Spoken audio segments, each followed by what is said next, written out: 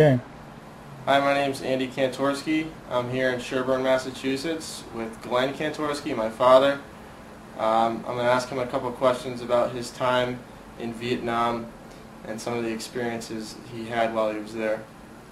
From here, we'll hand it over and begin the interview. Thank you. Alright, so Glenn, what years were you in the armed forces? Well, right after I graduated from Boston University in May of 1969, I couldn't even interview for a job because I was 1A status with the draft, which meant nobody would even talk to you about hiring you. So I decided I was going to enlist in the military.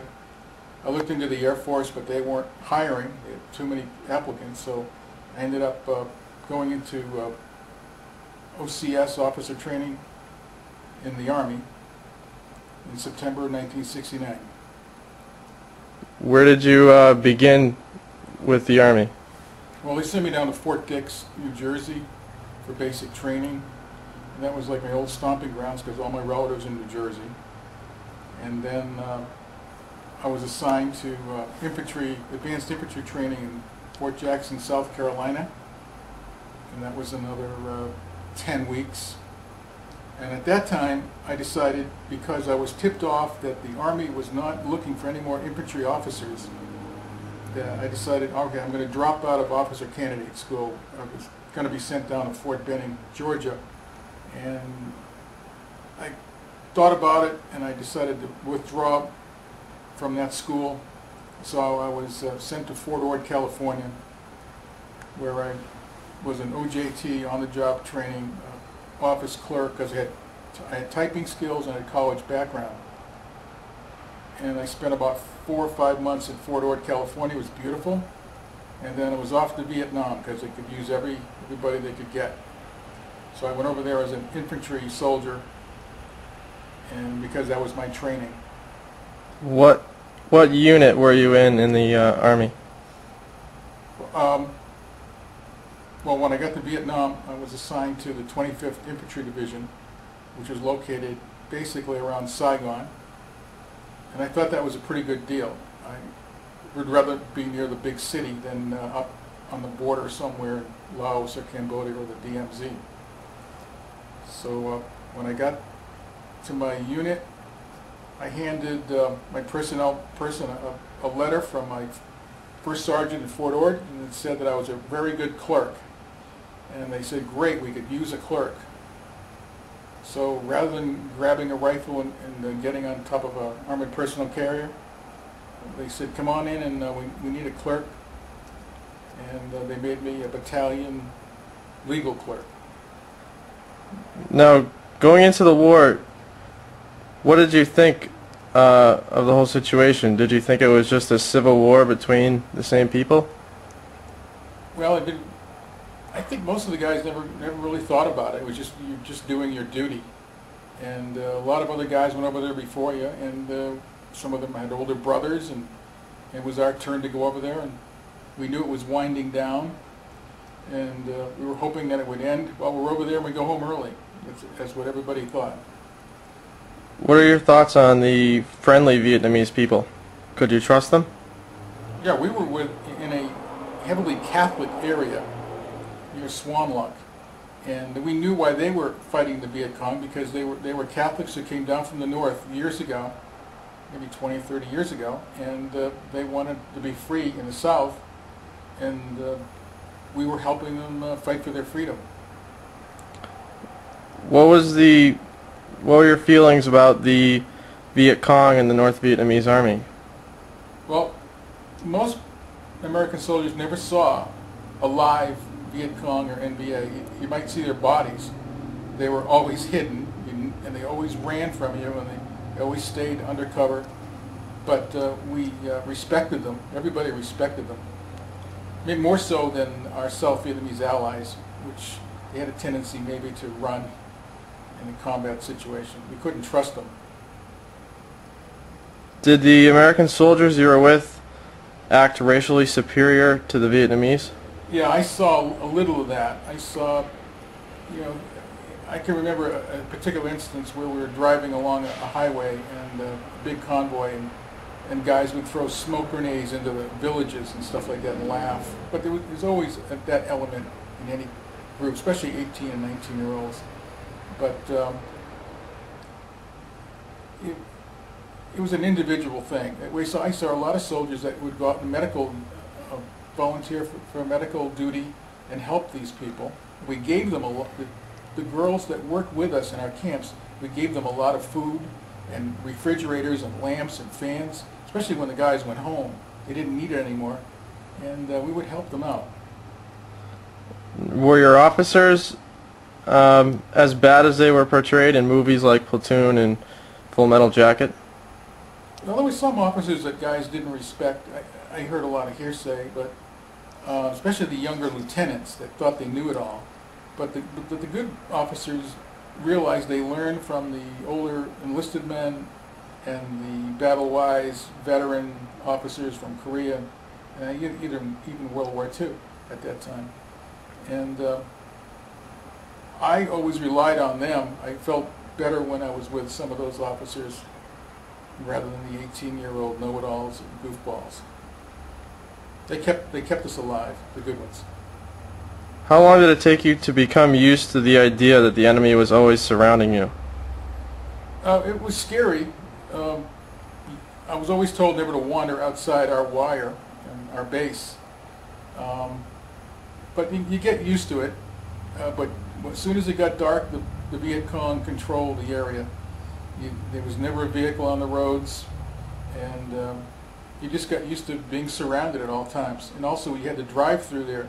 The daylight, drive through very precarious villages and mountainside passes where you could be ambushed, so you were always on your toes. Did you participate in much combat?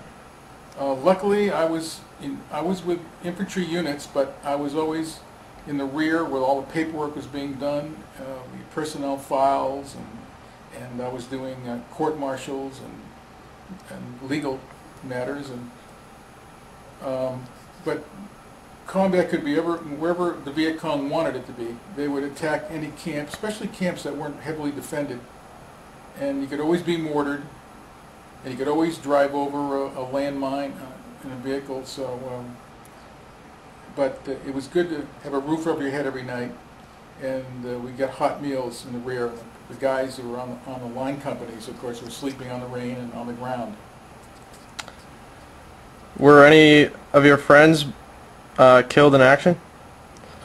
Luckily, no. When I was there was very low casualty rates, and I can remember being with 2 infantry units. There was just maybe 4 or 5 KIAs and a few wounded. And it was really winding down then. While you were over in Vietnam, were you ever exposed to Agent Orange? No, we heard about it. I think by that time I got there in 70 and 71, everybody was aware of it. And there's not much you could do because it was all over the place, but we weren't being physically sprayed with it. I can remember helicopters going over and spraying our base camps for mosquitoes, because malaria was a huge problem. But that was the only spraying I can remember. Do you think that the Agent Orange was effective when they used it? We weren't in areas that they used it in. We were near rubber tree plantations, so they wouldn't spray that. That was a very valuable asset, rubber trees. But where the jungle areas up on the Cambodian border, I know they heavily sprayed our unit area. They call it an area of operation. And I know a lot of guys are still suffering now in their 50s and 60s. While you were there, were drugs prevalent among the U.S. soldiers? Well, when I was with the combat units, I'd say no. But when I was transferred to Da Nang for my last 4 months in country, in a rear area in the city of Da Nang, drugs were very prevalent, and a lot of GIs were ODing, and there was a lot of legal matters, GIs getting caught with drugs and selling drugs. So it was pretty bad in Da Nang, or any rear area where there was a lot of supply people, and it was more like being back in the United States. Did you know that the United States government was lying to the citizens at home? We would get the Army papers. I think it was called the Stars and Stripes, and all the GIs were pretty pro Washington at that time. We just wanted to get home in one piece. We didn't want to be the last American GI killed over there, because our units were going home in '71, and we were all hoping to go home early. But in most cases, you spent your full year there. But we were glad that they were bombing in Cambodia and Laos, because they were hitting the sanctuaries. And when I got there in country right after the Cambodian invasion, and it really knocked the crap out of the BC and the NBA, and it probably kept me alive and made my stay in Vietnam a lot safer, because we deprived them of tons of ammunition and food and supplies, which they could not recover from. While you were over there, did you ever feel like your crew was winning the war, or could you win the war? I think we all felt that we had control of the countryside, except at night. But we were the aggressors, and we were killing more of them than they were killing of us, and our casualties were going down and theirs were going up. And we felt we were doing a good thing, and we'd all go home. We probably figured that in 5 years it would be communist once we left, but we were winning the battlefield war. Regarding the hippies and draft dodgers, how did most soldiers feel about those guys? Well, if you were drafted and you felt you were unlucky in getting into the military, I guess most people, even though I enlisted, most people were drafted. Probably after about 4 weeks in the Army, you weren't a civilian anymore. I don't know if it was mind control or indoctrination, but it was definitely them versus us. Excuse me. And I can remember when I was at Fort Ord, there were demonstrations outside the camp gates, and the guys couldn't wait to maybe mix it up with the hippies who were trying to infiltrate the gates. And we would love to shoot some tear gas into them. So you definitely became part of the military, and you looked down at civilians. You felt superior. While you were in Vietnam, what was the scariest situation you went through? I think the first thing you worry about is how you're going to react when you're under fire, and until you get mortared or shot at, you're pretty concerned. But after the second or third time, it gets very mundane, and you watch how everybody reacts, and you just learn from your fellow soldiers what to do, and you just hope you don't let anybody down. What's your take on Cali and the My Lai massacre? Well, when I heard about it, I knew it could happen. You got these soldiers out there that are having their friends shot up, and you get sniper attacked, and I can see where they would get all worked up, and maybe a couple of guys would cross the line. But and that was a very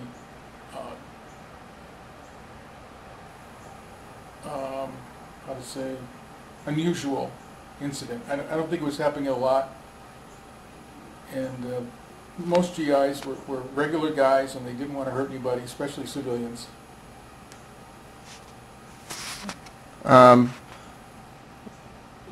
When you were sent home, how were you treated? I didn't run into any of this thing at the airports where you read stories about guys getting named, called names and stuff. I just felt like when I got back, people realized, gee, you were missing for a couple of years. Where were you? And that nobody seemed to really care about what happened. I had one neighbor who was a World War II veteran. He asked me a couple of questions about Vietnam, more political questions. But you felt like you disappeared from society, and all of a sudden you're back, and you start your life again. Did you have any trouble getting back into the swing of things? I'd say no. I went right back into graduate school, got my Master's of Business Administration, and luckily I was with a lot of GIs that were also doing the exact same thing, so that helped. They were all military officers at Babson College, so we were like controlling the whole school, so it was all veterans, so that helped get back in the swing of things. Did you receive any medals? Just the usual service medals that almost everybody got. As long as you didn't strike an officer, you'd probably get a medal. But at that time, all the guys just wanted to get home in one piece, get back to their girlfriends and family, and back to the USA. And a lot of guys just threw their medals on the ground, including Purple Hearts and stuff like that. But I noticed that with the internet now, you see a lot of guys trying to get those medals back because they were proud of what they did now, and they as they get older, and they want to show those medals to their grandchildren, and it means a lot to them now. But when you're 18 years old, medal doesn't mean too much to you. Do you believe that the United States was right in going into Vietnam in the first place? My political bent, I'd say yes. There's not much you can do about it, but I didn't disagree with the war, and I think we were doing a good thing. We're keeping the communists out of an area that didn't want to be communist. Do you feel that any of your fellow veterans use the angst of war as an excuse for not pulling their lives together after they got out? Well, I would say that a lot of these guys went through hell over there, and they got new psychological and sociological attention when they got back here. They were just dumped back into the United States, and I think every war produced that. There's homeless people, alcoholics, mentally screwed up, I guess I'd call them. But I think they're getting treatment now, but certainly I saw guys that went through a lot of problems over there, and they didn't get help there. I saw guys walking around; they were walking zombies, and I asked people what happened, and they said, "Well, he saw his lieutenant beheaded with a grenade and stuff like that, and they just couldn't take it. But there was no place to go. You kept on going, even though you were emotionally a wreck." If you were running the war against the Vietnamese, how would you have done it?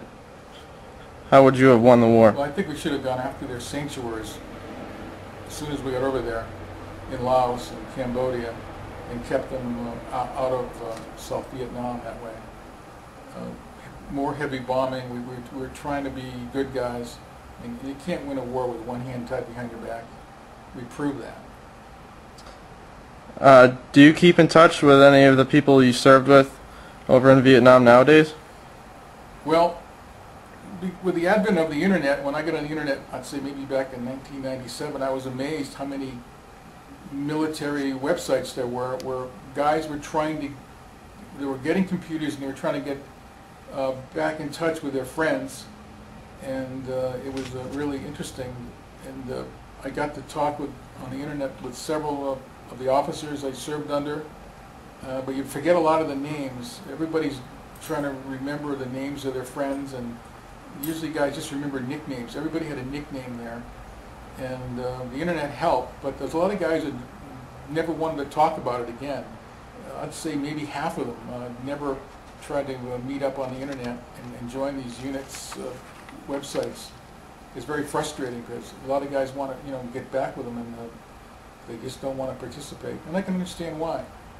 They're a little bit bitter about giving up a year of their lives, and didn't get much thanks for it. What was the most heroic act that you either participated in or heard of while you were in Vietnam? Well, as I said, we didn't see a lot of combat, especially where I was, but I happened to run into, at a hospital one day, about 10 years ago, a gentleman that was at one of my bases. And he asked me all sorts of questions about the base, and I said, "Oh, you were there at the same little base?" And he said, "Yeah." He said he was there during this very famous 1969 ground attack, where He was wounded 12 times. He had lost an eye. He survived. They were trying to take, the Viet Cong were trying to take his watches off of his wrist, and his weapon, and it was hand-to-hand combat, and he filled me in on the whole thing, and I tried to do some research on that attack, and there was very little written about it, but it certainly was eye-opening that one of your bases was almost overrun, but nobody knows the history of these bases until you get home and research it 20 years later. But he was definitely a hero. He got a Silver Star, and he thinks he should have deserved even a higher medal, and I must agree with him. But he was a captain, and he put up a great fight, and he helped ward off a complete catastrophe in Swan Lake that night. I think the funny thing is, I think that was like the night I was graduating from Boston University. That's why I said, gee, this is really like in the stars here that I was connected. I was getting my diploma while he was fighting for his life. Wow. Anything else that you would like to add as far as the war goes? Well, the experience in Vietnam really opened my eyes. I went over there as I still consider myself a civilian in Army Green, and I chronicalized my 1 year over there. I wrote a lot of letters back to my relatives and my mom, and I was just had my eyes wide open to what was going on and how the Americans ran a war, and they really knew how to run a war. It was just amazing. With a lot of money and a lot of people, they could put up a good fight.